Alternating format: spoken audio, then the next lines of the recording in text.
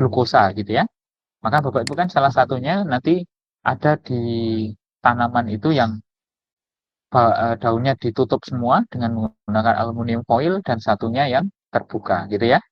Nah, ternyata yang di aluminium foil ketika dicek nanti tidak menghasilkan glukosa. Nah, maka yang dibutuhkan sebenarnya adalah energi cahayanya, bukan panasnya. Oke? Sehingga dari hal ini nanti bahan H2O dan O2E akan diolah akhirnya menjadi ada H2O dan CO2 gitu ya. Nanti di sini adalah menghasilkan sugar atau glukosa ya, atau C6H12O6 sesuai dengan reaksi tadi. Maka dalam proses fotosintesis ini terjadi transformasi energi dari energi cahaya menjadi energi kimia. Gitu ya Bapak Ibu ya. Nah, maka di soal yang tadi mungkin kita terkecohnya di sini ya. Ada energi kimia dan energi panas. Gitu ya. Nah, maka yang dibutuhkan dalam fotosintesis dari matahari itu adalah energi cahaya. Oke, gitu ya Bapak Ibu ya. Oke, yang lain lagi terkait dengan energi. Ini Bapak Ibu. Ini juga masih transformasi energi. Oke, kalau ini sambil ngitung ya Bapak Ibu, silahkan. Sunton mengkonsumsi 10 gram karbohidrat. Oke, jadi dia makan makanan yang mengandung karbohidrat. Dari 10 gram karbohidrat ini, 10%-nya saja digunakan untuk latihan angkat beban seberat 20 kg, setinggi setengah meter. Jika energi karbohidrat adalah 4 kilokalori per gram, di mana 1 kilokalori sama dengan 4,2 kilojoule, maka Sunton dapat mengangkat beban sebanyak berapa kali? Oke, Bapak Ibu coba diorek-orek gitu ya. Atau sebagai clue Bapak Ibu, kira-kira dalam proses Sunton ini ada perubahan atau transformasi energi apa menjadi energi apa Bapak Ibu? Energi mekanik jadi potensial, Pak. Energi mekanik jadi potensial. Oh. Ada yang lain Bapak Ibu? Energi kimia menjadi energi kinetika. Energi kimia menjadi gerak atau panas, Pak. gerak atau panas. Oke, kalau dalam soal ini kira-kira lebih spesifik mengarah kemana Bapak Ibu? Energi potensial, Pak. Oke, betul ya. Jadi menjadi energi potensial Bapak Ibu. Ya, karena di sini kan energinya digunakan mengangkat beban 20 kilo diangkat setinggi setengah meter. Ya kan Bapak Ibu? Nah, jadi di sini ada energi kimia yang berupa karbohidrat tadi, kemudian diubah nanti menjadi energi potensial. Gitu ya. Nah, sekarang Bapak Ibu ditanyakan di sini adalah dari yang dikonsumsi Sunton 10 gram, ini 10%-nya saja yang digunakan untuk angkat beban, jadi energi potensial tadi. Maka 10% dari 10 gram energi kimia dari karbohidrat ini bisa dipakai untuk mengangkat beban berapa kali. Nah, coba Bapak Ibu bisa diorek-orek dulu, kira-kira jawabannya berapa Bapak Ibu. Kuncinya tadi adalah Bapak Ibu hitung dulu gitu ya. Berarti 10% dari 10 gram energi karbohidrat ini ada berapa kilojoule gitu ya, atau berapa joule. Kemudian satu kali mengangkat energi potensialnya ini berapa gitu ya. Satu kali angkat beban yang dibutuhkan berarti energi potensialnya berapa. Jadi dari 10% yang tersedia ini bisa digunakan untuk mengangkat berapa kali. Coba Bapak Ibu 168, Pak. 168. Ada lagi jawaban yang lain? Coba Bapak Ibu kerjakan dulu ya sebentar ya.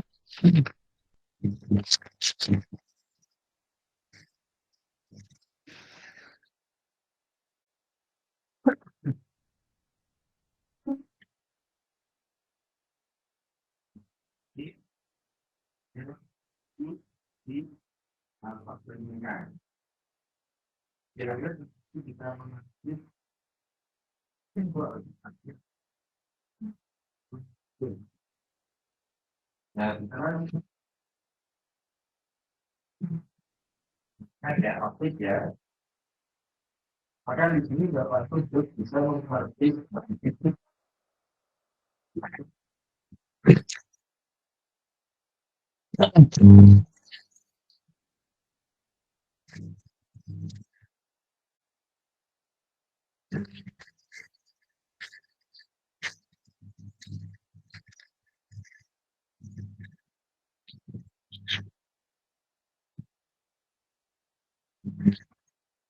Oke, sepakat semuanya Bapak Ibu? 168 jawabannya.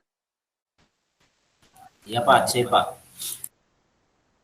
Oke, sepakat ya Bapak Ibu ya. Jadi, nah ini 168 kuncinya Bapak Pak. Ibu. Jadi pada soal ini terjadi transformasi energi dari kimia menjadi potensial gravitasi. Gitu ya.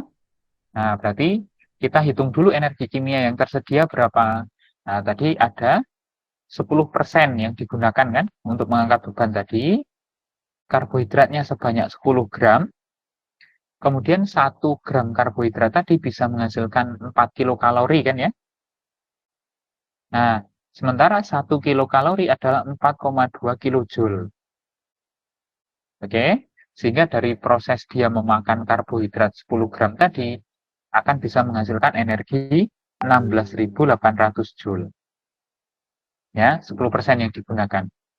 Nah, dari 16.800 ini energi potensial yang nanti diperlukan untuk satu kali ngangkat, ya Bapak Ibu, dari persamaan M kali G kali H ya, ini saya pikir sudah tidak asing lagi Bapak Ibu di energi potensial gravitasi. Masanya tadi 20 kg, gravitasinya 10, kemudian ketinggiannya setengah meter, maka hanya butuh 100 joule saja sekali ngangkat. Berarti kalau dia punya 16.800 joule, digunakan sekali ngangkat 100 joule, maka ada 168 kali dia bisa mengangkat. Gitu ya Bapak Ibu. Jadi sebenarnya Bapak Ibu kalau dilihat ya, di soal-soal tentang energi ini tuh sebenarnya nggak sulit-sulit Bapak Ibu. Artinya energi soal tentang energinya ini nggak selalu banyak menghitung terus gitu ya. Bisa jadi konseptual seperti tadi. Ya, jadi intinya di sini adalah nanti mengkaji pemanfaatan energi atau transformasi energi pada sistem biologis ya, bisa pada tumbuhan, bisa pada hewan atau manusia. Ya, tadi beberapa tentang fotosintesis itu berarti pada tumbuhan, kemudian ini pada manusia. Itu ya Bapak Ibu ya, semoga ada gambaran ya. Nah, ini ada satu lagi. Ini prinsipnya sama Bapak Ibu. Ya, prinsipnya sama. Edo mengkonsumsi 1000 gram karbohidrat, 10%-nya dimanfaatkan menjadi energi mekanik, digunakan untuk meregangkan pegas dengan konstanta 200 Newton per meter sejauh 40 cm secara berulang-ulang. Nah, jika kalori yang dihasilkan karbohidrat adalah 4 kilokalori per kilogram, ya, Edo mampu meregangkan pegas sebanyak berapa? Nah, ini prinsipnya sama seperti tadi, hanya sekarang apa ya istilahnya? Yang sekarang dikonversikan ini adalah tidak energi potensial gravitasi, ya, tapi dari energi kimia tadi menjadi, ya, jadi menjadi potensial pegas. Nah, nanti Bapak Ibu bisa mengkaji ya energi potensial pegas itu rumusnya seperti apa. Kalau tadi potensial gravitasi kan MGH ya. Kalau potensial pegas itu adalah setengah kx kuadrat. Ya, setengah kx kuadrat. Nah, maka nanti Bapak Ibu sama dengan tadi prosesnya ya. Dulu dari energi karbohidratnya, tadi yang dikonsumsi adalah 1000 gram, gitu ya. 10%-nya dimanfaatkan untuk mengangkat menjadi energi.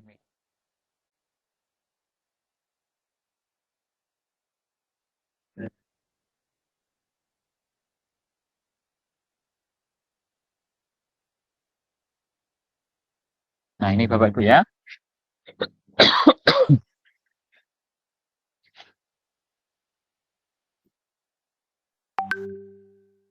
Nah, jadi sama nanti ya. Sehingga nanti Bapak Ibu bisa cek ini ya. Oke, Bapak Ibu, sebagai gambaran berarti begitu ya terkait dengan kemungkinan prediksi soal-soal tentang energi ya. Nah, sehingga Bapak Ibu sekarang kita coba masuk ke kisi-kisi berikutnya yaitu tentang gerak ya. Oke, ini karena waktu kita terbatas ya Bapak Ibu sehingga nanti hal-hal yang lain, soal-soal yang lain bisa Bapak Ibu lihat di pembahasan ini ya. Oke, nah ini tentang gerak Bapak Ibu. Oke, jadi JPMK-nya mampu menganalisis gerak benda, makhluk hidup, keterkaitan gaya dengan gerak, serta tekanan hidrostatik dan osmotik. Ya, ini JPMK-nya, nanti materi atau topiknya tentang gaya dan gerak, submaterinya tentang keterkaitan gaya dan gerak, kemudian indikatornya, pertama disajikan gambar atau data besaran pada persendian tertentu, atau pesawat sederhana yang bekerja untuk menggerakkan benda, peserta dapat menentukan keuntungan mekanik atau besaran lain yang relevan. Oke, jadi indikator pertama ini Bapak Ibu. Jadi tentang gerak, tapi nanti di indikator yang pertama, nanti kaitannya dengan persendian tertentu atau pesawat sederhana yang bekerja untuk menggerakkan benda, nanti diminta menentukan keuntungan mekanik atau besaran lain yang relevan. Oke, kemudian indikator yang kedua nanti diberikan grafik dari kasus gerak pada makhluk hidup, peserta dapat menentukan besaran gerak yang relevan. Oke, jadi nanti yang pertama ini akan terkait dengan pesawat sederhana atau persendian, Bapak Ibu. Kemudian yang ke-25 ini nanti soal-soalnya akan lebih banyak disajikan grafik. Jadi eksplisit di sini Bapak Ibu grafik. Ya. Kemudian dari grafik ini akan ditanyakan berbagai besaran yang relevan. Ya. Nah, kita akan coba melihat Bapak Ibu dari hal ini kira-kira kemungkinan soalnya seperti apa ya. Pertama ini Bapak Ibu ini untuk indikator yang ini ya 24 ini. Oke. Coba Bapak Ibu seorang ingin mengangkat beban seberat 5 kg seperti tampak pada gambar. Ini saya hapus dulu. Oke. Jika diketahui bahwa jarak antara otot bisep dengan engsel itu 4 cm dan jarak antara W dengan engsel 40 cm, maka keuntungan mekanik yang diperoleh sebesar 0,01, 0,1, 2, 4, 10. Kira-kira yang mana Bapak Ibu dari sistem yang seperti pada gambar ini? Iya Pak, 0,1 Pak. 0,1, Bapak Ibu ada jawaban lain?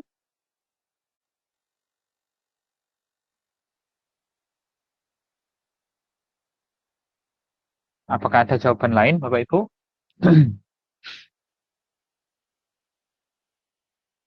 Oke, kira-kira kalau pada sistem ini Bapak Ibu, tangan yang mengangkat beban ini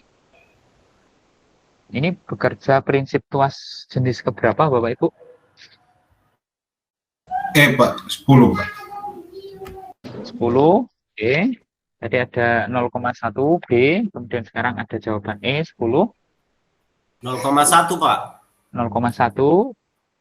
Tuas pertama. Oke, tuas pertama atau tuas keberapa ini Bapak Ibu? Kira-kira kalau pada tangan yang mengangkat beban ini? Tuas ketiga, Pak. Tuas Terbalik, ketiga. 0,1. 0,1. Oke, baik. Kita coba bahas ya Bapak Ibu ya. Nah, jadi Bapak Ibu kalau melihat pada gambar ini ya. Ketika kita mengangkat beban dengan menggunakan tangan seperti ini gitu ya. Maka kita bisa melihat ya posisinya ini adalah bebannya ya kan? Disangga oleh tulang radius dan tulang ulna, di mana nanti tulang radiusnya ini akan ditopang atau disangga oleh otot bisep. Ya kan? Berarti gaya kuasa yang menahan ini kan ada pada otot bisep kan Bapak Ibu? Ya kan? Kemudian Iya, Pak. penumpunya itu ada pada bagian sikut ini, Bapak Ibu. Ya, ini penumpunya. Sehingga kalau ini kita coba terapkan pada pesawat sederhana, prinsip yang berlaku pada tangan yang menahan beban ini adalah tuas jenis ketiga. Di sini penumpu, ini gaya kuasa, ini adalah beban, gitu ya. Nah, maka di sini diketahui di soal jarak antara otot bisep ke engsel, berarti otot bisep ke engsel. Berarti ini menjadi nilai apa Bapak Ibu bisep ke engsel?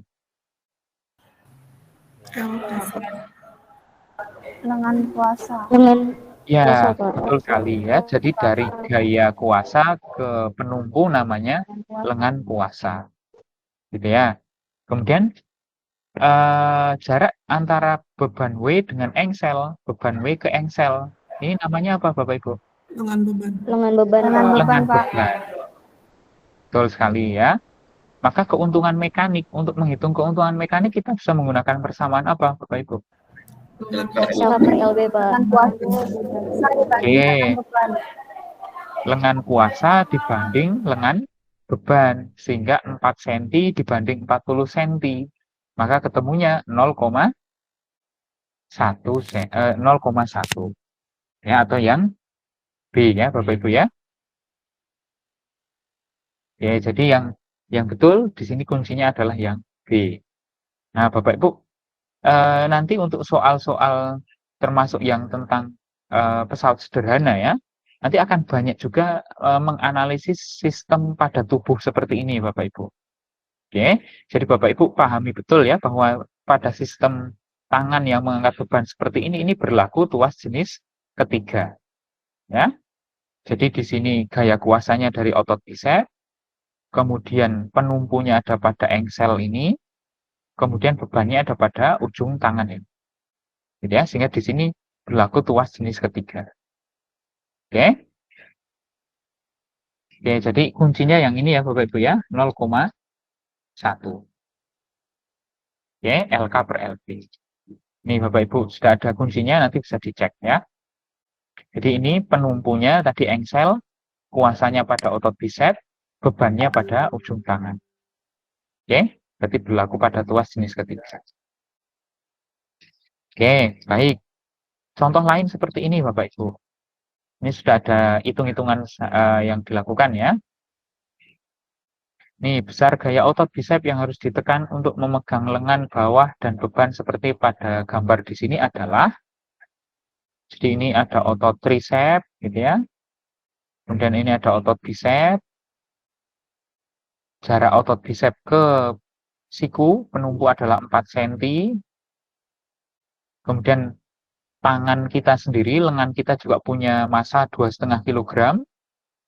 Dari titik pusat massa lengan ini ke penumpu adalah 16 cm, gitu ya. Kemudian ada beban yang diangkat massanya 4 kg, jaraknya dari sini 28 cm, gitu ya. Ke titik penumpunya 28 cm, maka berapakah besar gaya bisep yang harus dikeluarkan untuk menahan beban dengan sistem seperti ini? Nah, maka Bapak Ibu bisa melihat di sini ya, di bagian ini, di sini sebagai penumpu, ini gaya kuasa, lengan kuasanya 4 cm, ini ada beban dari lengan kita sendiri, 2,5 kg, lengan bebannya 16 cm, kemudian ada beban lain ya, yang kita angkat massanya 4 kg, kemudian lengan bebannya 28 cm, maka untuk menyelesaikan ini Bapak Ibu, berapakah otot bisep yang gaya bisep yang dikeluarkan, gaya yang dikeluarkan otot bisep ini, kita bisa menggunakan persamaan gaya kuasa kali lengan kuasa sama dengan beban kali lengan beban. Saya pikir persamaan ini juga sudah sangat familiar bagi Bapak Ibu ya. Sudah biasa Bapak Ibu ya? Persamaan F kali LK, W kali LB ya Bapak Ibu? Iya, Pak. Ya, Iya, kalau Pak. pesawat sederhana ini kan sudah persamaan yang sangat umum ya. W kali LB sama dengan F kali LK.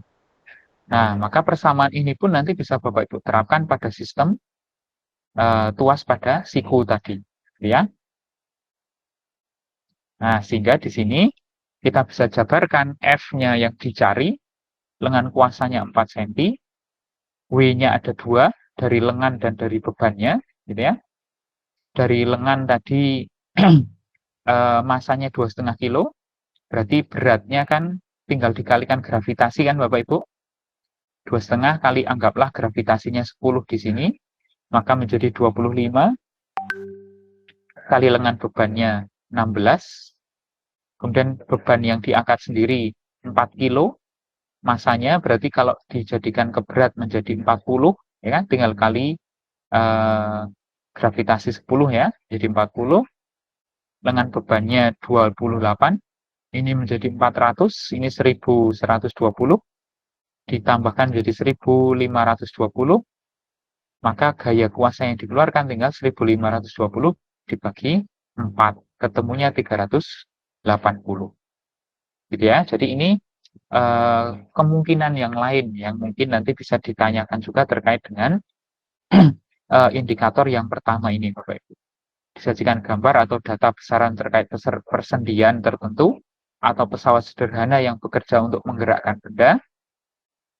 Peserta dapat menentukan keuntungan mekanik atau besaran lain yang relevan.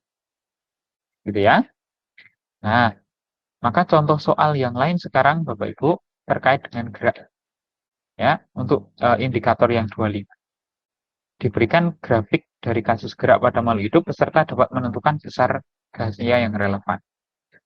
Oke, Bapak Ibu. Coba kita berlatih dengan soal ini. Gerakan seekor tikus dalam peralon ditunjukkan oleh grafik kecepatan terhadap waktu sebagai berikut. Pernyataan berikut yang benar adalah A. Tikus pernah bergerak dipercepat dengan percepatan 36 meter per sekon kuadrat. B. Tikus pernah bergerak diperlambat dengan perlambatan minus 24 meter per sekon kuadrat. C. Perpindahan total tikus 54 meter. D. Pada selang waktu 3 sekon hingga 4 sekon tikus berhenti.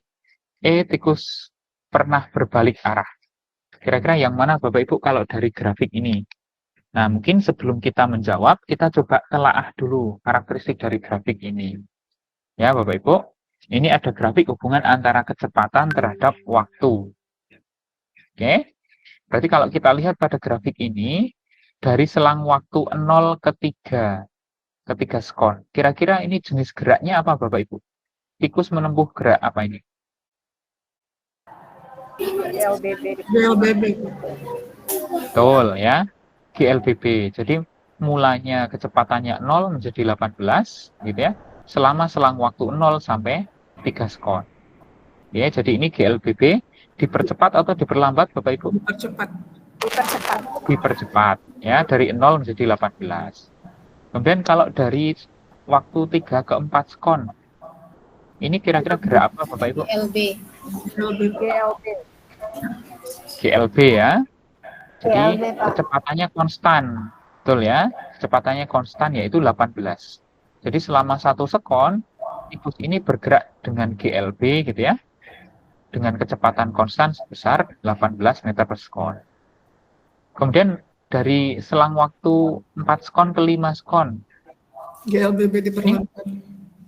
GLBB diperlambat. Ya, jadi GLBB diperlambat. Awalnya 18 sekon kecepatannya, sampai akhirnya berhenti menjadi 0 meter per sekon. Oke. Jadi saya pikir Bapak Ibu sudah bisa memahami grafik ini ya. Jadi Bapak Ibu di dalam soal nanti ya sesuai dengan tagihan tadi Bapak Ibu memang akan diberikan grafik. Oke. Dari grafik itu nanti akan ditanyakan besaran relevan. Maka penting bagi Bapak Ibu untuk bisa memahami grafik ini dulu. Oke. Nah, sekarang Bapak Ibu dari pernyataan-pernyataan ini manakah yang benar? Yang A, tikus pernah bergerak dipercepat, percepatannya 36 meter per sekon, betul atau tidak? Salah, Pak. Salahnya di mana Bapak Ibu? Nilai percepatannya. Harusnya percepatannya berapa nilainya? 6 meter per sekon kuadrat. 6 meter per sekon kuadrat. Caranya bagaimana Bapak Ibu? Kecepatan akhir dikurang kecepatan Akhir kecepatan awal bagi waktu. Oke, ya Bapak Ibu. Jadi saya hanya mengingatkan lagi ya. Saya pikir ini sudah persamaan yang Bapak Ibu sangat familiar ya. Jadi percepatan itu adalah perubahan kecepatan dibagi perubahan waktu. Berarti kecepatan akhir dikurangi kecepatan awal dibagi waktu akhir dikurangi waktu awal. Gitu ya Bapak Ibu ya. Delta V per delta T. Nah, dari persamaan ini jelas sekali terlihat kan Bapak Ibu dari grafik ini, berarti kecepatan akhirnya kan 18. Kecepatan awalnya 0. Berarti delta V-nya 18 kan Bapak Ibu? Betul ya? Oke. Kemudian kalau kita lihat dari waktunya, waktu akhirnya 3, awalnya 0. Berarti kan selang waktunya 3. Nah, berarti delta V dibagi delta T, 18 dibagi 3, ketemunya 6. Ya, berarti yang A salah ya. Betul sekali. Ya, jadi yang A salah. Yang B pernah diperlambat dengan perlambatan minus 24 meter per sekon kuadrat. Ini betul atau salah? Salah. Salah ya. Harusnya berapa Bapak Ibu? Minus 18. Harusnya berapa? Minus 18. Minus 18. Oke, berarti dari grafik ini kan kita bisa menganalisis bagian ini ya Bapak Ibu ya, yang diperlambat tadi ya. Iya Pak. Kecepatan akhirnya 0, kecepatan awalnya 18. Maka delta V-nya minus 18. Waktunya akhirnya 5 sekon, awalnya 4 sekon. Berarti delta T-nya 1 sekon kan? Ya, betul. Maka perlambatannya minus 18 dibagi 1. Minus 18. Gitu ya, berarti B juga salah. Oke. Kalau D dulu Bapak Ibu, pada selang waktu 3 sampai 4 sekon tikus berhenti. Betul nggak ini? Pada selang waktu 3 sampai 4 tikusnya berhenti. Salah, Pak. Yang benar apa Bapak Ibu? Bergerak dengan kecepatan konstan. Bergerak dengan kecepatan konstan. Ya, betul sekali. Jadi 3 sampai 4 sekon, meskipun grafiknya ini linier gitu ya, grafiknya ini horizontal, tapi kan ini grafik V terhadap T.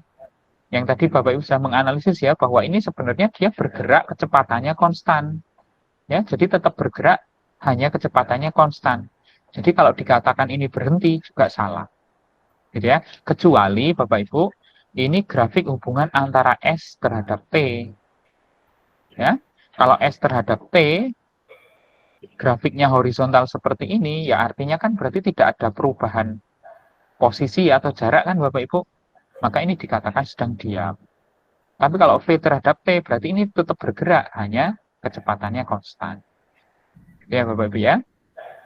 Nah, kalau yang E, tikus pernah berbalik arah. Betul nggak dari grafik ini ada yang pernah tikus itu berbalik arah? Salah. Tidak, Pak. Tidak, Pak.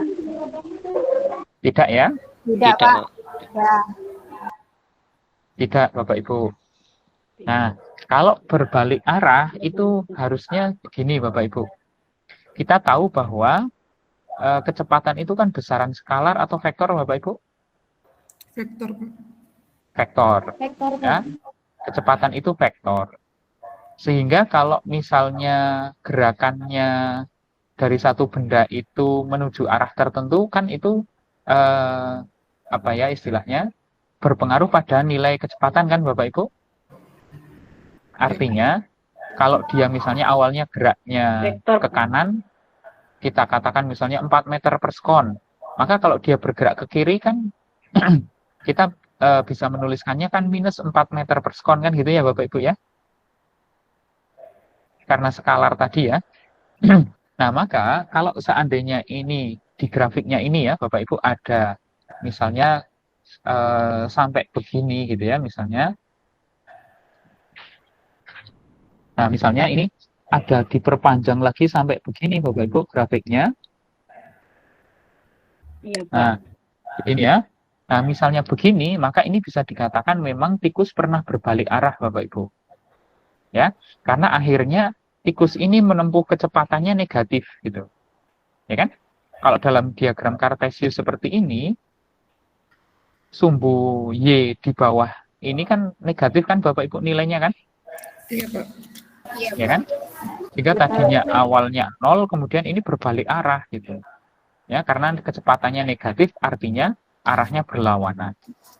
Nah, jadi kalau seandainya di grafik ini ada garis yang di bawah sumbu horizontal ini, maka ini bisa dikatakan berbalik arah. Tapi kalau ini tidak ada, ya berarti tidak berbalik arah. Gitu ya Bapak Ibu ya. Jadi terakhir gerakan tikus ini ya hanya berhenti di sini. Di detik ke-5 ini berhenti. Gitu ya. Oke, berarti yang E juga salah. Yang C betul ya Bapak Ibu ya, sebagai kunci adalah yang C. Iya, Pak. Perpindahan total tikus 54 meter. 54 meter. Nah, kalau pada kasus grafik ini Bapak Ibu, kalau kita ingin menghitung perpindahan atau jarak, apa yang biasa kita lakukan Bapak Ibu supaya lebih gampang? Luasnya, Pak. Ya, cukup hitung luas daerah di bawah grafik. Nah, jadi di sini kan ada trapesium kan Bapak Ibu? Iya, Pak. Ada trapesium. Bapak Ibu tinggal menghitung luas trapesium ini saja. Gitu ya. Jadi jumlah sisi sejajar dikali tinggi dibagi 2. Ya, jadi ketemunya 54. Gitu ya Bapak Ibu. Jadi ini yang C. Oke. Gitu ya.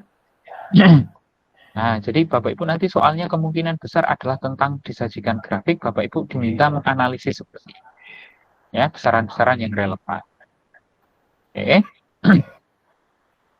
Nah, nanti ini ada soal lagi ya terkait dengan pola yang sama dengan tadi Bapak Ibu. Nanti silahkan ini bisa dicek di pembahasan saya ya. Ini polanya sama.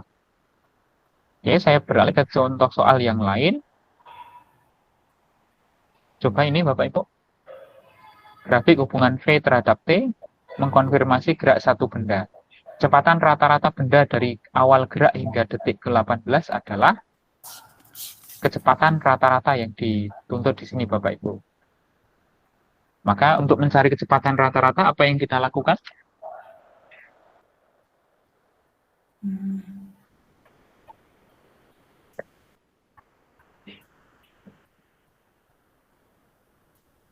Kecepatan rata-rata persamaannya bagaimana Bapak Ibu?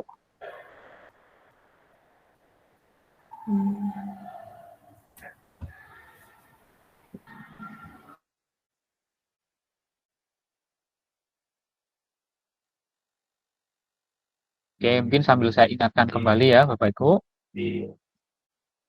Nah, ini kecepatan rata Bapak Ibu. Jadi di dalam gerak kan ada kelajuan rata, ada kecepatan rata. Oke, kelajuan ini berarti yang apa Bapak Ibu? Skalar gitu ya, besaran skalar. Kalau kelajuan rata-rata nanti adalah hasil bagi antara jarak total dibagi waktu untuk menempuhnya. Oke, jadi jarak per waktu. Ini kalau kelajuan. Karena kelajuan kan tadi skalar, jarak juga skalar. Oke. Sementara kalau kecepatan rata-rata, ini didefinisikan sebagai perpindahan dalam selang waktu tertentu. Perpindahan adalah vektor ya Bapak Ibu. Vektor, kemudian selang waktunya delta T.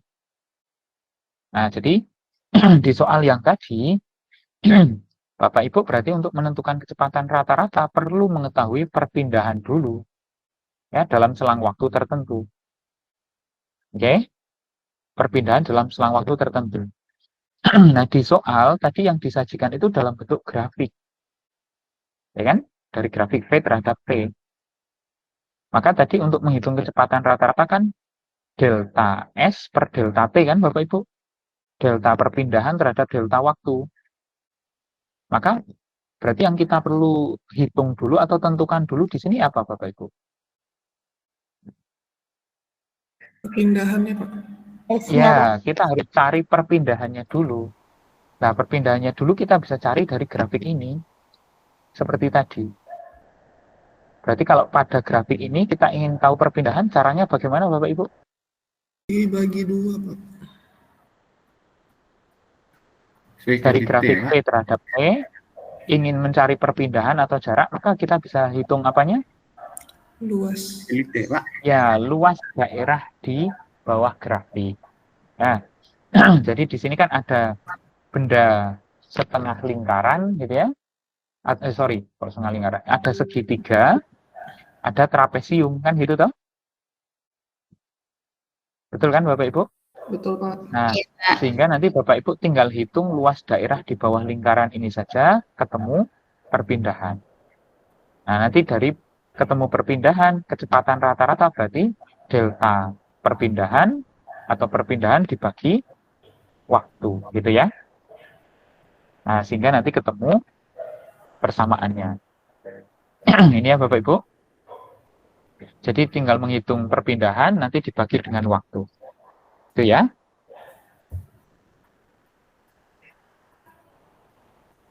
Oke. Bisa dipahami ya Bapak Ibu ya? Bisa, Pak. Oke, halo, Assalamualaikum. Sebentar ya Bapak Ibu.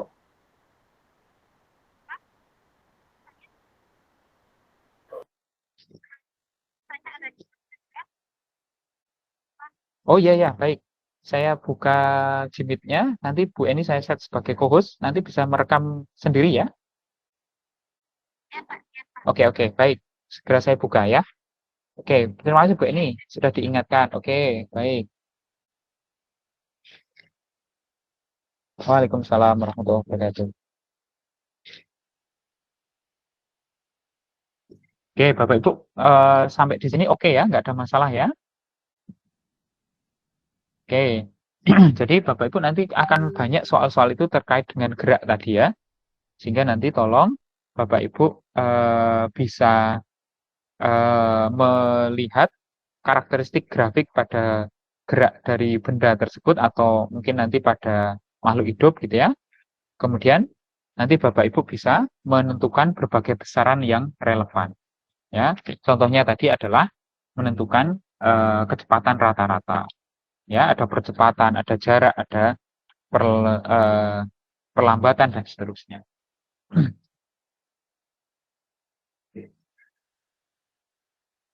Gitu ya Bapak Ibu. Oke, nah yang lain lagi nanti di sini sudah ada pembahasan juga ya Bapak Ibu. Ini yang lain lagi adalah gerak parabola. Oke. Pak, izin Pak, ini PPT-nya nanti di-share, Pak. Ya, insya Allah nanti saya share Pak. Saya share ke grup ya. Atau nanti saya share ke Pak Herman nanti bisa disampaikan ke grup. Kasih, Pak. Gitu ya Bapak Ibu ya. Jadi supaya nanti bisa untuk belajar ya. Oke, yang ini Bapak Ibu, sebuah bola basket dilempar ke atas dengan lintasan seperti pada grafik. Ya, jadi ada bola dilemparkan seperti ini. Kemudian Bapak Ibu diminta menganalisis, ya, manakah pernyataan yang benar tentang grafik gerak parabola ini. Oke, A, atau B, atau C, atau D, atau E. Silakan Bapak Ibu coba dianalisis dulu pada gerak parabola. Kira-kira yang betul yang mana? Silakan. B, Pak. E, Pak. Yang E, Pak. Ada yang B, Yang E, ada yang Pak. E. E, Pak. E, Pak. Oke, Pak. Yang E atau yang B, Bapak Ibu? Oke, Pak. E, Pak. Yang E? Ini, Yang Pak, E, yang B, Pak. Yang B atau yang E?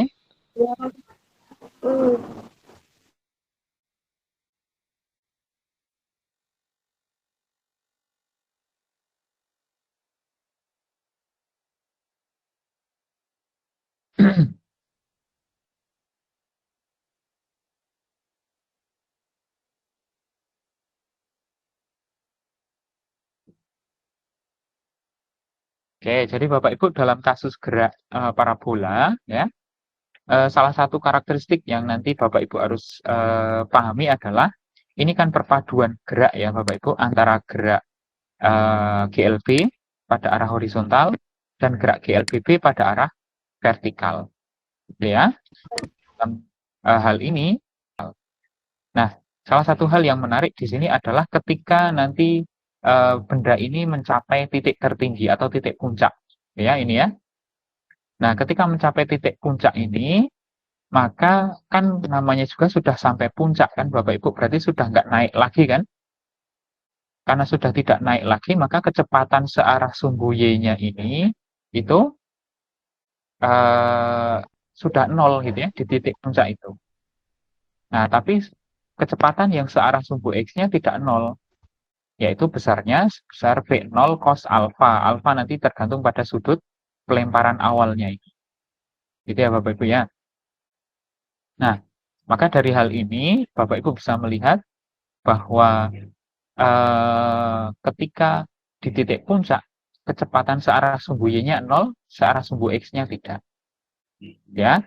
Nah, sehingga kalau kita lihat pada materi ini yang A, sebelum mencapai titik puncak bola bergerak dengan kecepatan vertikal dan horizontal yang sama besar.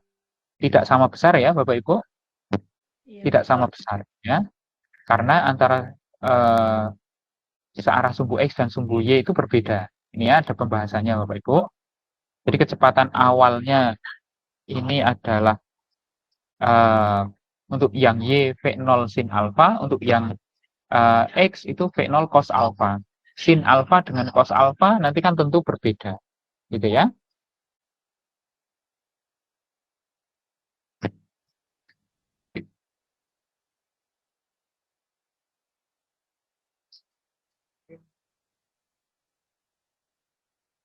Oke, Bu ini sudah saya jadikan co-host, silahkan bisa direkam.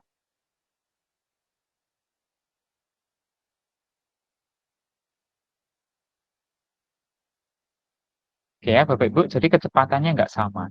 Ya.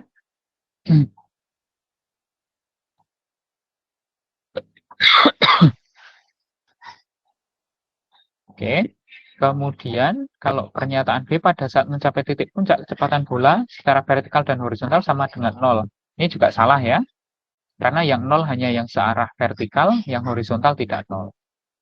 Pada saat mencapai tanah kembali, bola masih tetap bergerak kecepatan horizontal lebih dari 0. Ketika sudah mencapai tanah ini, apakah masih ada kecepatan horizontal? Tidak ada lagi ya? Tidak ada lagi. Kemudian setelah mencapai titik puncak, kecepatan bola secara horizontal semakin besar. Jadi setelah di titik puncak ini, kemudian semakin turun begini, apakah kecepatan horizontalnya semakin besar? Semakin kecil, Pak. Tidak ya? Horizontalnya konstan. Horizontalnya konstan karena dia adalah GLB kan Bapak Ibu? Iya, Pak. Iya, Pak. Ya kan? Gerak lurus beraturan, maka dia kecepatannya konstan searah horizontalnya. Sehingga pernyataan D juga salah. Yang kecepatannya berubah itu yang sumbu Y Bapak Ibu. Karena dia GLBB dan dipengaruhi oleh gravitasi, maka semakin ke atas kecepatannya semakin kecil. Semakin ke bawah kecepatannya tambah besar. Jadi ya, ini yang searah vertikal atau sumbu Y. Tapi kalau yang horizontal tidak. Ya, yang horizontal tetap. Oke. Nah, yang E, ketinggian maksimum bola dicapai jika kecepatan vertikal bola sama dengan 0. Ini yang benar. Ya, Bapak Ibu. Jadi, ketinggian maksimum atau titik puncak ini dicapai ketika kecepatan searah sumbu Y ini sudah sama dengan 0. Ya. Oke, bisa dipahami ya Bapak Ibu terkait dengan gerak ini ya. Kurang lebih gambarannya seperti itu. Ya. Oke, Bapak Ibu sekarang saya akan masuk ke terkait dengan kisi-kisi yang berikutnya ya, yaitu terkait pesawat sederhana. Oke. Nanti topiknya adalah pesawat sederhana pada tubuh makhluk hidup. Jadi eksplisit sekali Bapak Ibu. Ya. Maka ini soalnya nanti akan mirip dengan yang tadi di indikator 24 yang gerak itu tadi. Ya. indikatornya diberikan gambar sistem rangka otot yang mengangkat beban, peserta dapat menentukan besar gaya yang terlibat. Nah, tadi kita sebenarnya di dalam soal nomor di indikator 24 tadi, ini sebenarnya sudah mulai dibahas gitu ya. Jadi di dua indikator ini agak memang tumpang tindih menurut saya. Ya. Nah, jadi ini mungkin nanti kita akan bahas beberapa hal saja karena tadi sudah kita singgung beberapa di yang tentang gerak ya, Bapak Ibu ya. Oke, coba Bapak Ibu tadi sudah ada contoh soalnya, sekarang Bapak Ibu coba tentukan. AD memiliki lengan bawah beratnya 100 Newton. Jadi lengannya saja punya berat 100 Newton. Mengangkat beban 100 Newton juga. Di sini ada beban 100 Newton. Seperti pada gambar. Gaya otot FO yang harus dikerahkan AD agar posisi dari gambar bisa seperti ini, ya, bisa terangkat seperti ini, di mana gaya dianggap tegak lurus tulang, maka besar gaya FO-nya berapa? Bapak Ibu silahkan coba dihitung seperti tadi. Ya, bisa menerapkan hubungan persamaan antara W kali LV sama dengan F kali LK, persamaan yang tadi. Coba Bapak Ibu, ini tuas jenis ketiga ya, seperti tadi. Ini ada otot bisep, berarti jarak otot bisep ke tumpu namanya lengan kuasa, 5 cm. Dari beban tangan ke penumpu, ini ada jaraknya, sebesar 25 cm kan Bapak Ibu. Kemudian dari beban yang diangkat ke penumpu, ini juga ada lengan beban, besarnya 45 cm. Ya kan? 20 tambah 20 tambah 5. Nah, coba dari hal ini Bapak Ibu tentukan berapa besar gaya otot bisep yang harus dikeluarkan.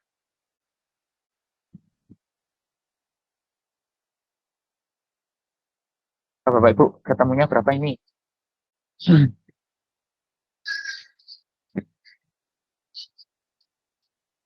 D, Pak. D, atau yang mana, Bapak Ibu? 1.200, Pak. Oke, caranya seperti tadi ya, Bapak Ibu ya.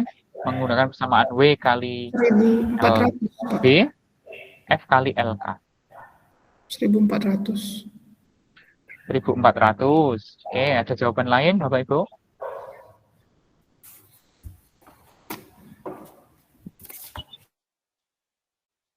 Ada jawaban lain, silahkan.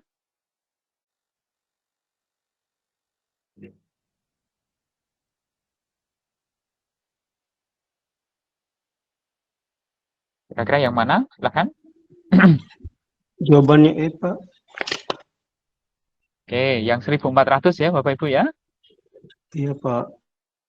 Nah, oke. Jadi Bapak Ibu seperti tadi ya, kita menerapkan persamaan F kali LK sama dengan W kali LV. Ya. F-nya adalah yang ditanyakan. Ya, gaya otot bisepnya berapa? Lengan kuasanya 5, ya, sudah diketahui dalam gambar. Kemudian bebannya ada 2, lengannya ada punya beban, gitu ya, punya massa. Bebannya yang diangkat sendiri juga punya massa. Sehingga beban pertama, lengan ini bebannya 100 Newton, lengan bebannya 25, barbel atau apa yang diangkat ini juga bebannya 100 Newton, lengan bebannya 20 tambah 20 tambah 5 berarti 45, ya. Jadi 2.500 tambah 4.500, 7.000. 7.000 bagi 5, 1.400. Jadi ya Bapak Ibu, bisa dipahami ya di sini ya. Jadi Baik, Pak. ini Bisa, Pak. apa ya? Kemungkinan seperti ini karena tadi di indikatornya dibilangnya memang disajikan gambar ya. Ya. Diberikan gambar sistem rangka otot yang mengangkat beban, peserta dapat menentukan besar gaya yang terlibat. Ya. Oke, jadi ini Bapak Ibu kemungkinan pertama. Oke. Yang lain lagi misalnya ini Bapak Ibu agar seseorang lebih mudah untuk mengangkat beban sebesar W 5 kg atau keuntungan mekaniknya sama besar, apa yang harus dilakukan? A. Memperpanjang lengan beban. B. Memperbesar gaya kuasa F. C. Memperpendek lengan kuasa. D. Menggeser lengan beban menjauhi titik tumpu. E. Menggeser posisi beban ke arah titik tumpu. Jadi dalam proses kita mengangkat beban dengan tuas jenis ketiga ini, Bapak Ibu, maka supaya lebih mudah mengangkat beban atau keuntungan mekaniknya sama besar, apa yang harus dilakukan? Yang mana kira-kira Bapak Ibu?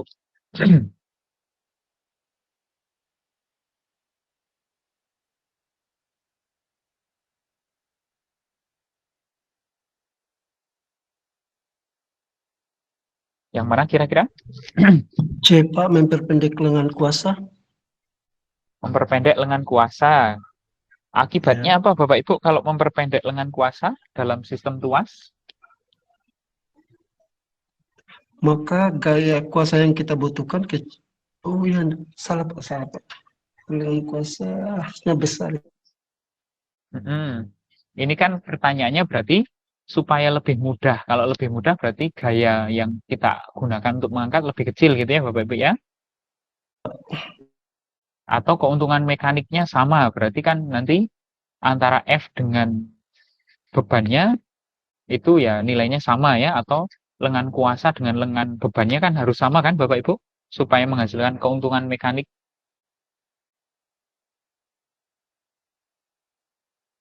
Oh, kalau D, Pak, menggeser lengan beban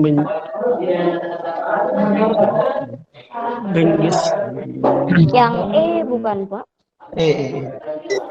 Yang E. Posisi beban Ya, jawabannya ke arah titik tumpu. Oke, betul sekali ya Bapak Ibu ya. Ya, menggeser betul beban. sekali. Salah. Kalau memperpanjang lengan beban dipanjangkan kan akhirnya gaya yang kita harus keluarkan kan tambah besar ya Bapak Ibu ya. Iya, Pak. Iya, Pak. Betul ya. Ya, A Pak. dengan D ini sama, A dengan D sama.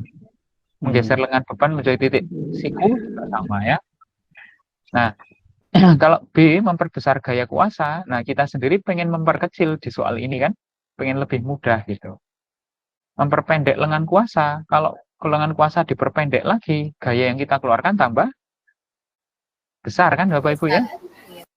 Tambah besar lagi. Nah, maka yang memungkinkan untuk mengecilkan gaya atau lebih mudah atau keuntungan mekaniknya sama besar ya, menggeser posisi beban ke arah titik tumpu. Jadi ini digeser ke sini. Ya kan? Mendekati kepada otot bisep ini ya, atau ujung dari pergelangan tangan kita. Sehingga ini akan menghasilkan satu keuntungan yang kemungkinan bisa sama besar atau gaya yang kita keluarkan lebih kecil atau lebih mudah. Oke Bapak Ibu ya. Nah ini adalah kurang lebih terkait dengan contoh-contoh soal untuk keuntungan mekanik ataupun menentukan besar gaya ya pada pesawat sederhana Bapak Ibu. Oke. Nah sekarang saya coba masuk ke contoh soal yang lain atau pembahasan yang lain terkait dengan tekanan pada penerapan tekanan pada sistem biologi.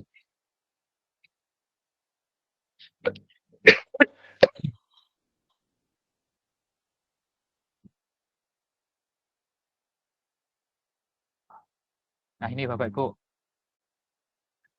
nanti pada fluidostatis, indikator yang lain adalah penerapan fluidostatis dalam makhluk hidup. Indikatornya ini disajikan narasi tentang penerapan konsep fluida pada makhluk hidup. Peserta dapat menentukan besaran-besaran yang relevan. Oke, jadi penerapan konsep fluidanya pada makhluk hidup.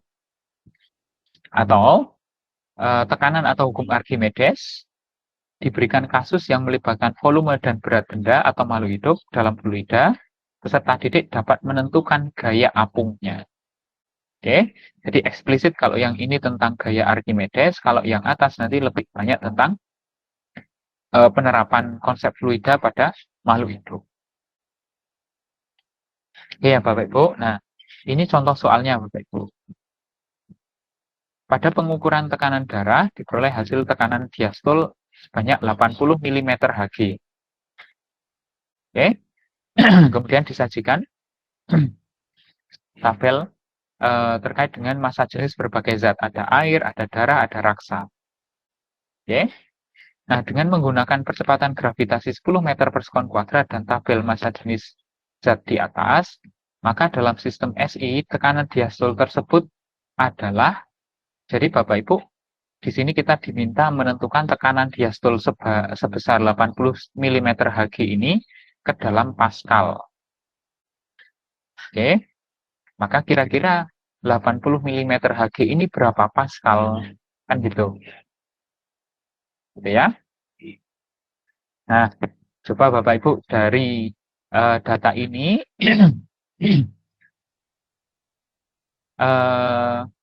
gambarannya begini, Bapak Ibu kan pernah melakukan pengukuran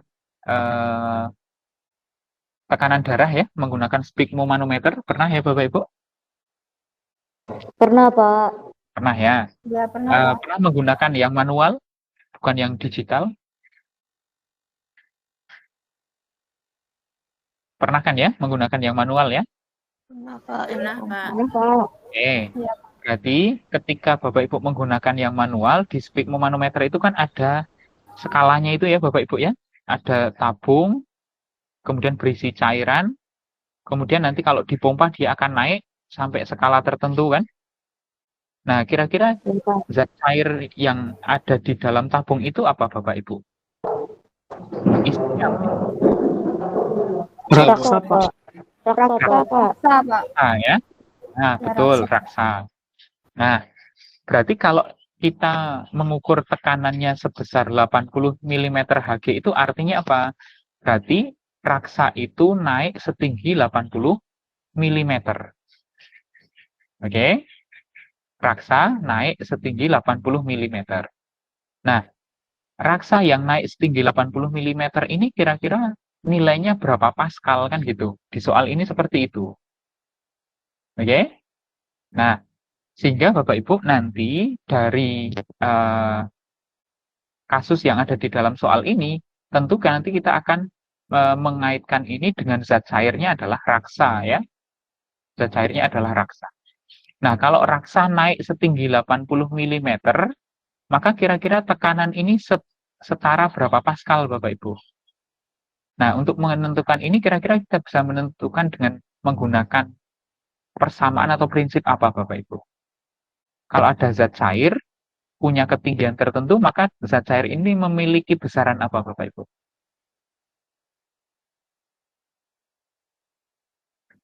Tekanan hidrostatis. Ah, betul sekali Bapak Ibu, tekanan hidrostatis ya. Jadi tekanan hidrostatis Bapak Ibu. Jadi kalau ada zat cair punya ketinggian tertentu, maka permukaan zat cair ini akan memberikan tekanan ke bawah. Nah, tekanan ke bawah inilah yang disebut sebagai tekanan hidrostatis, Bapak Ibu.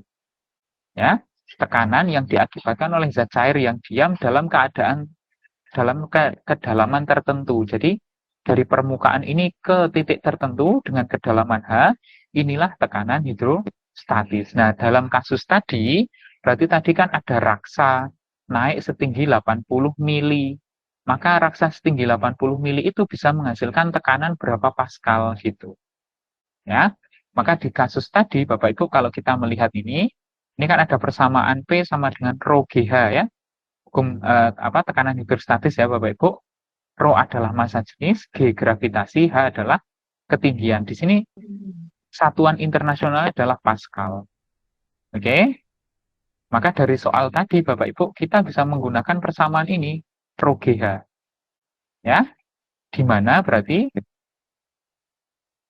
rho-nya ini kan tinggal kita menggunakan rho-nya raksa kan Bapak Ibu?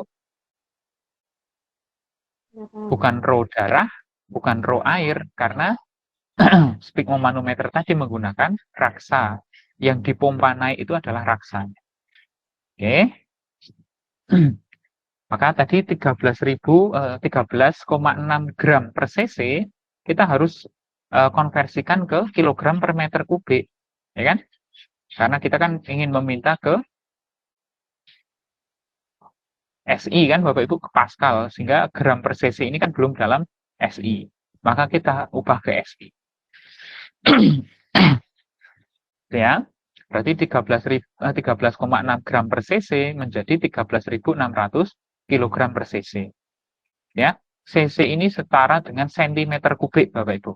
Ya, ya, jadi jangan bingung ya. cc sama dengan 1 cm kubik. Ya, 1 cc 1 cm kubik. Kalau diubah menjadi meter kubik berarti 1/1000. Gram ke kilogram berarti 1/1000. 1/1000 dibagi 1/1000 berarti 13.600. Ya. Gravitasinya 10, hanya tadi 80 mili, kita ubah ke meter berarti 0,08, naik 3 tingkat ya.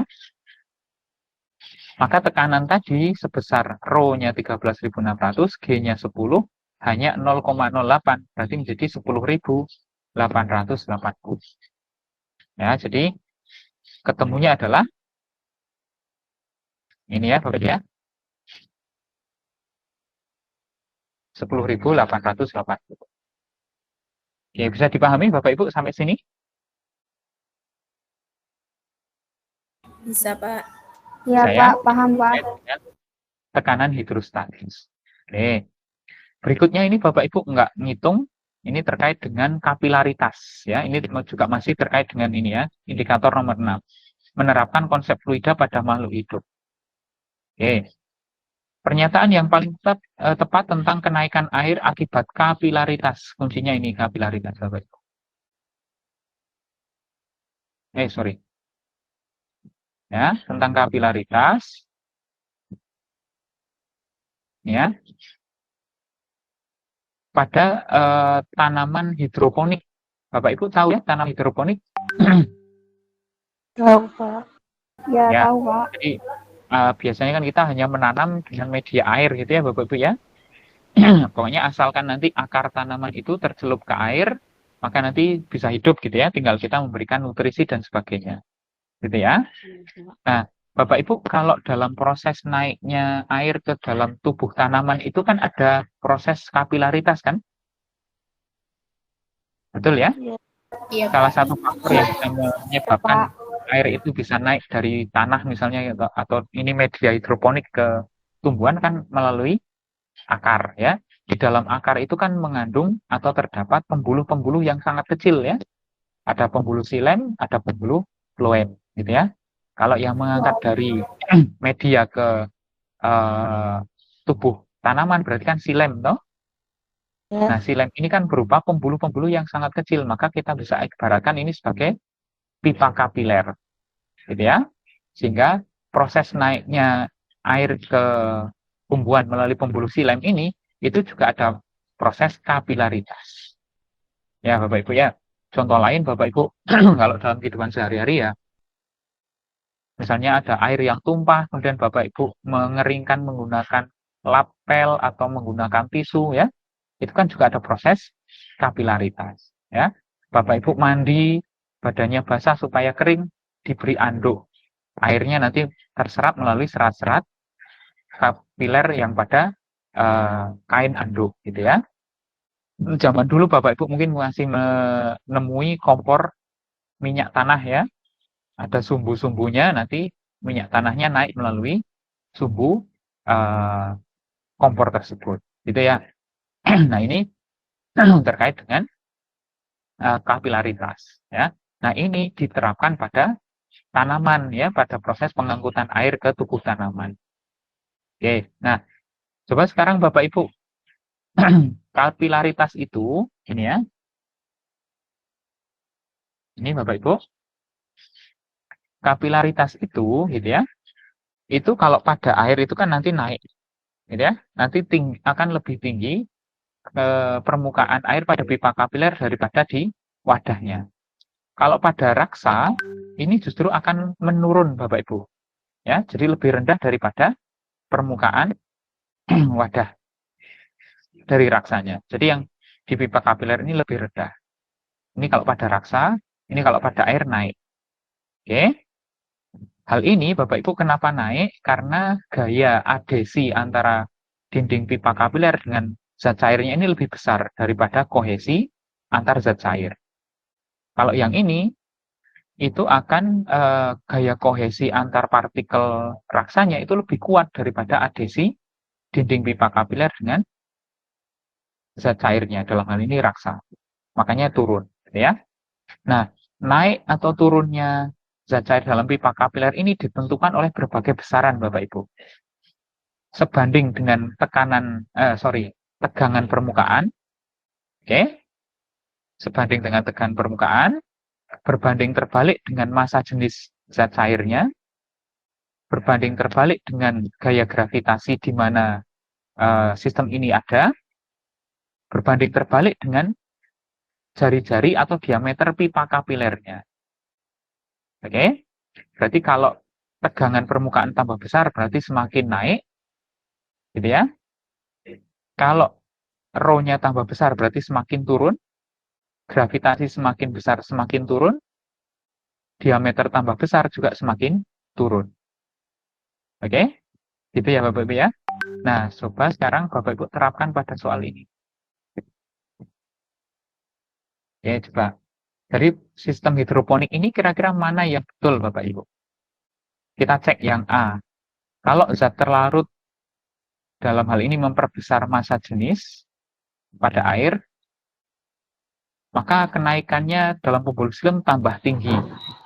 Betul nggak Bapak Ibu? Massa jenis tadi dengan Salah Pak. berbanding terbalik atau sebanding? Berbanding terbalik Pak. Berbanding terbalik, Pak. Terbalik ya, terbalik Bapak Ibu. Kalau rho-nya tambah besar, harusnya hanya tambah kecil ya. Iya Pak. Iya, Pak. Oke, berarti A salah. Sekarang yang B. Kalau diameter pipanya, dalam ini pembuluh silemnya diperbesar. Tadi R ya. Maka ketinggian zat cair juga tambah tinggi. R dengan H tadi sebanding atau terbalik? Berbanding terbalik Pak. Terbalik, Pak. Terbalik. Ya kan, berbanding terbalik. Maka ini salah juga ya. Salah. Yang C, semakin cepat air, maka semakin tinggi. Ada nggak tadi di dalam persamaan kaitannya dengan kecepatan, Bapak Ibu? Ada hubungan nggak? Tidak ada Pak. Tidak ada ya? Pak. Tidak ada. Berarti C juga salah. Yang D, jika hidroponik terkontaminasi sabun sehingga menurunkan tegangan permukaan. Oke, tegangan permukaannya mengecil. Maka kenaikannya justru semakin tinggi. Betul nggak? Salah Pak. Salah ya? Salah, Tadi Pak. dengan permukaan dengan H kan sebanding toh? Ya, Ya sebanding Pak. ya sebanding. Oke, kalau tegangan permukaan turun harusnya ketinggiannya juga turun, gitu ya.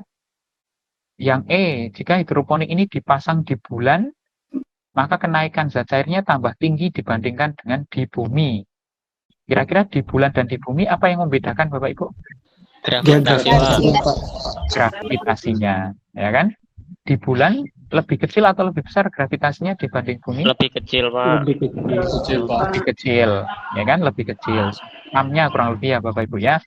Nah, maka tadi hubungan antara gravitasi dengan ketinggian bagaimana? Terbalik atau sebanding? Terbalik. Terbalik Pak. Terbalik, ya kan? Terbalik. Kalau gravitasinya mengecil, berarti ketinggiannya Semakin tinggi, Pak. semakin tinggi. Ya, jadi kuncinya adalah yang E, Bapak Ibu. Gitu ya. Jadi ini menerapkan kapilaritas pada tumbuhan, ya. Oke, begitu ya Bapak Ibu ya. Nah, contoh soal lagi yang lain adalah ini Bapak Ibu. Ini yang indikator kedua ya, terkait dengan hukum Archimedes. Ya. Sebuah balok kayu dicelupkan dalam air. Ternyata 25%-nya berada di atas permukaan air, 75%-nya berada di dalam air. Bila massa jenis zat cair airnya adalah 1 gram per centimeter kubik dan percepatan gravitasi 10 meter per sekon, maka massa jenis balok kayu adalah, atau mungkin ini saja Bapak Ibu yang lebih mengarah ke gaya Archimedes. Oke. Yang ini aja Bapak Ibu. Nanti yang tadi nanti bisa digunakan untuk latihan ya. Ini saja. Coba Bapak Ibu, ini ada sebuah neraca pegas gitu ya, digunakan untuk menimbang berat benda. Ya, ini ada sebuah benda. Kalau ditimbang di udara, gitu ya, nanti akan menghasilkan berat benda BU. Kalau ditimbang di air, nanti akan menghasilkan berat benda BA. Kalau ditimbang di minyak, nanti akan menghasilkan berat bendanya BM. Oke? Nah, kalau massa jenis air 1000, massa jenis minyak 760, dan massa jenis udara lebih kecil daripada ini kan Bapak Ibu ya? Lebih kecil daripada air, lebih kecil daripada minyak kan? Betul ya Bapak Ibu ya? Massa jenis udara dengan massa jenis air dengan massa jenis minyak kira-kira lebih kecil atau lebih besar Bapak Ibu? Kecil, Pak. Lebih kecil ya. Nah, maka kalau benda ini ditimbang di udara dengan ditimbang dicelupkan dalam zat cair, menurut Bapak Ibu hasil pengukuran timbangannya akan lebih besar di mana? Yang di udara, Pak. Udara, Pak. Di udara ya. Iya. Kenapa bisa begitu Iya, Bapak iya. Ibu? Kalau tidak salah ya, Pak. Kenapa bisa begitu? Kenapa di udara lebih berat? Pengaruh massa jenis, Pak. Karena tidak Ya. dipengaruhi oleh jenis fluid, Pak. Ada Ya, FA, Bapak Pak, Ibu. kayak ke atas. Betul sekali ya. Jadi ada gaya apung. Kalau Bapak Ibu di zat Gaya cair apung. ini kan nanti akan ada gaya Archimedes atau gaya apung yang mendorong ke atas kan? Betul ya Bapak Ibu ya? Iya, betul, Pak. Nah, maka ketika benda ini ditimbang di zat cair, ini akan ada gaya yang mendorong ke atas. Karena ada gaya yang mendorong ke atas, maka nanti yang diukur oleh neraca pegas ini akan menjadi tambah kecil. Kan gitu ya?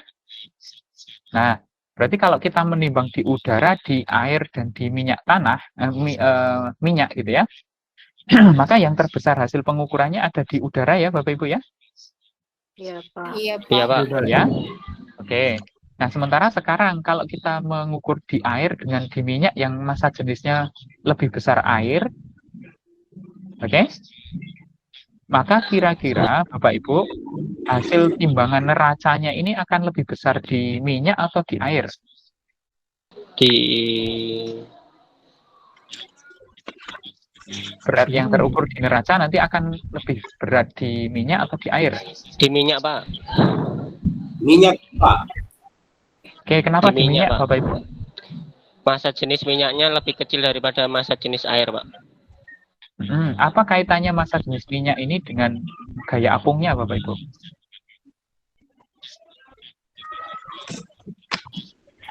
Karena massa jenis itu sebanding dengan gaya ke atas, Pak. Betul sekali Bapak Ibu ya. Betul sekali. Jadi Bapak Ibu kalau kita melihat pada hukum Archimedes ya. Nih, maka gaya ke atas ini sebanding dengan massa jenis zat cairnya Bapak Ibu. Ya, sebanding dengan massa jenis zat cair, sebanding dengan gravitasi, sebanding dengan volume benda yang tercelup. Kan gitu ya. Maka kalau massa jenisnya tambah besar, gaya ke atasnya tambah besar. Massa jenisnya tambah kecil, gaya ke atasnya tambah kecil. Nah, pada kasus ini tadi, ya, pada kasus ini tadi, nah, maka nanti kalau kita ingin menghasilkan gaya pengukuran yang lebih kecil gitu ya, neraca pegas yang lebih kecil kan, maka harus yang mendorong ke atas harus lebih besar kan Bapak Ibu? Iya, Pak. Betul ya. Nah, supaya yang mendorong ke atas ini lebih besar, maka kita pilih massa jenis yang lebih besar karena tadi gaya angkat ke atas dengan massa jenis itu sebanding gitu ya. Iya, Pak. Nah, maka hasil pengukuran ini akan lebih terbesar itu ada di udara, lebih besar kedua akan ada di minyak, lebih kecilnya lagi akan ada di air. Jadi ya Bapak Ibu, jadi ini fungsinya yang A. Oke, gitu ya Bapak Ibu ya. Bisa dipahami ya? Bisa, Pak. Oke, nah baik kalau begitu Bapak Ibu untuk yang terkait dengan indikator tadi saya pikir cukup, nanti beberapa soal yang lain bisa Bapak Ibu cek ya. Terakhir Bapak Ibu, terakhir ya, ini terkait dengan kalor. Oke, jadi di sini ada 2 contoh soal, ada 2 indikator. Yang pertama, disajikan kasus pengaturan suhu pada makhluk hidup dan teknologi sederhana, peserta dapat menganalisis keterkaitan kalor untuk merubah wujud. Jadi ini juga sama Bapak Ibu. Jadi kalau Bapak Ibu melihat polanya ya, ini konsep-konsep yang tadi kita bahas itu coba diintegrasikan kepada sistem biologi Bapak Ibu. Ya, tadi energi ya ke biologi, gerak ya ke makhluk hidup, pesawat sederhana juga ke sistem makhluk hidup, ya kan? Kemudian tadi tekanan juga ke makhluk hidup, ya, Archimedes ke makhluk hidup. Sekarang kalor pun juga ke makhluk hidup, ya. Kemudian yang satu lagi disajikan data narasi tentang pemanfaatan bahan dalam kehidupan, peserta didik dapat menganalisis hubungan antara pemanfaatan bahan dan sifat bahan. Nah, contoh pertama ini Bapak Ibu. Ketika kita melakukan aktivitas fisik termasuk olahraga atau berada dalam lingkungan panas, tubuh akan berkeringat. Pernyataan berikut yang paling tepat tentang proses ini adalah yang mana Bapak Ibu?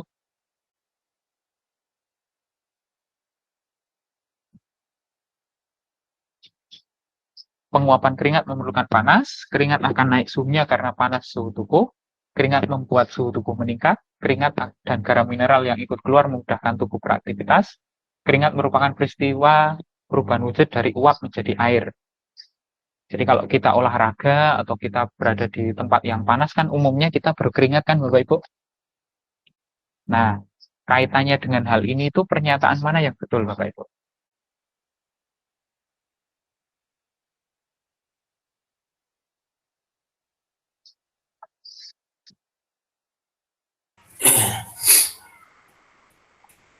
Yang mana Bapak Ibu? Pak. Yang E, perubahan wujud dari uap menjadi air. Ada jawaban lain? Silahkan. Apa? Penguapan keringat memerlukan panas. Ada jawaban lain?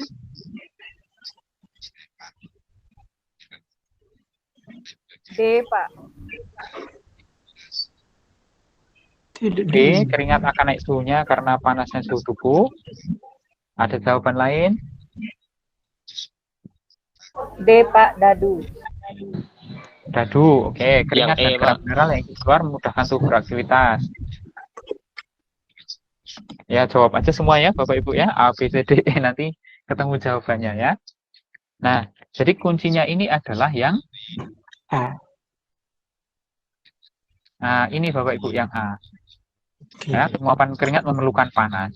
Nah, jadi ketika kita melakukan aktivitas, ya, seperti kita berada di lingkungan yang panas atau berolahraga, maka suhu tubuh kita kan akan meningkat ya, Bapak Ibu ya. Nah, tapi manusia itu memiliki suhu normal, gitu ya. Jadi tubuh kita itu memang diset pada suhu rentang misalnya sekitar 35,5 sampai 37,7 Bapak Ibu. Itu suhu manusia. Ya, jadi kalau kita berada pada lingkungan yang dingin ya akan tetap diposisikan kurang lebih segitu. Kalau kita pada lingkungan yang panas sekalipun kita juga akan tetap diposisikan pada rentang suhu itu, gitu ya. Nah, maka untuk melakukan itu ada mekanisme termoregulasi, gitu ya, termoregulasi. Nah ini banyak di istilahnya diatur gitu ya oleh ya Bapak Ibu ya, diatur oleh hipotalamus ya dan sistem saraf efren. Ada termoreseptor, hipotalamus dan sistem saraf efren. Nah, ini termoregulasi ini akan membuat apa? Jumlah kalor yang diterima dan yang dibuang nanti seimbang. Ya, sehingga suhu tubuh kita akan terus terjaga pada kondisi normal. Gitu ya Bapak Ibu ya. Nah, contohnya tadi, misalnya pada kondisi panas, maka salah satu mekanisme untuk menjaga ini kita akan berkeringat. Ya, kenapa kok berkeringat? Gitu ya, karena ketika berkeringat, Bapak Ibu, gitu ya, suhu tubuh kita dengan suhu lingkungan itu kan lebih panas suhu tubuh kita. Ya. Nah, ketika dengan mengeluarkan jumlah keringat tadi, maka kita akan melepaskan panas dalam tubuh, terutama ketika suhu lingkungan cukup panas. Keringat yang dikeluarkan oleh tubuh bersuhu sama dengan suhu tubuh yang akhirnya terbuang ke lingkungan melalui penurunan suhu keringat dan penguapan. Jadi, keringat yang keluar tadi, Bapak Ibu, itu kan awalnya suhunya sama dengan suhu tubuh. Tapi karena ketemu dengan lingkungan yang lebih dingin, maka nanti kan akan ada perpindahan kalor kan Bapak Ibu dari tempat yang lebih tinggi, suhu tinggi ke suhu yang lebih rendah. Dan juga nanti keringat ini akan diuapkan. Nah, untuk menguapkan ini juga butuh kalor, sehingga nanti akan menggunakan kalor yang ada pada tubuh kita. Nah, karena ada mekanisme yang seperti ini, maka akhirnya kemudian suhu tubuh di dalam badan kita akan menjadi lebih dingin lagi, atau menjadi stabil seperti suhu normalnya. Gitu ya Bapak Ibu ya. Jadi ini saya yakin Bapak Ibu di dalam pembelajaran di SMP, di Kurtilas ini juga sudah banyak di sini ya. Oke, nanti yang lain-lain di sini sudah ada banyak contoh soal Bapak Ibu, silahkan nanti bisa dicek ya. Mungkin saya terakhir saja ke ini Bapak Ibu terkait dengan indikator yang terakhir tadi terkait dengan ini pemanfaatan bahan ya dalam kehidupan terkait dengan karakteristik bahan ya. Jadi nanti Bapak Ibu akan ini misalnya disajikan beberapa sifat dari bahan ya. Misalnya bahan V, X, Y, Z sifatnya terkait dengan modulus Young-nya, konduktivitas termalnya, dan juga hambatan jenisnya. Dan di sini misalnya Pak Joni ingin membuat kombinasi 3 lapis benda, bagian bawah itu tidak mudah mulur, ya, dan seterusnya, bagian tengah tidak mudah mulur, dan seterusnya, bagian atas elastis, dan seterusnya. Nah, maka berdasarkan karakteristik dari bahan V, X, Y, Z, urutan bahan manakah yang tepat dari bawah ke atas sesuai dengan yang Pak Joni inginkan, Bapak Ibu. Oke, coba kita telisik bareng-bareng ya. Bapak Ibu, modulus Young ini adalah terkait sifat benda, apakah dia itu mudah mulur atau tidak, gitu ya, kaku atau mudah mulur, gitu ya, mudah mulur atau tidak. Semakin besar nilai modulus Young, berarti artinya dia semakin tidak mudah mulur, gitu ya. Semakin kecil berarti semakin mudah mulur. Konduktivitas termal, semakin tinggi nilai konduktivitas termal berarti semakin baik untuk menghantarkan panas atau kalor. Atau artinya ini konduktor panas yang baik kalau semakin tinggi nilainya. Sementara kalau hambatan jenis, Bapak Ibu, semakin tinggi nilainya berarti artinya dia semakin susah menghantarkan listrik. Berarti artinya dia isolator yang baik kalau nilainya tambah tinggi. Kalau tingginya nilainya rendah berarti dia konduktor yang baik, konduktor listrik yang baik. Gitu ya. Ini adalah mengenai sifat dari bahan-bahan ini. Nah, Bapak Ibu, Pak Joni ingin membuat lapisan benda paling bawah tidak mudah mulur. Supaya tidak mudah mulur, maka dia harus memilih bahan yang modulus Young-nya besar atau kecil, Bapak Ibu.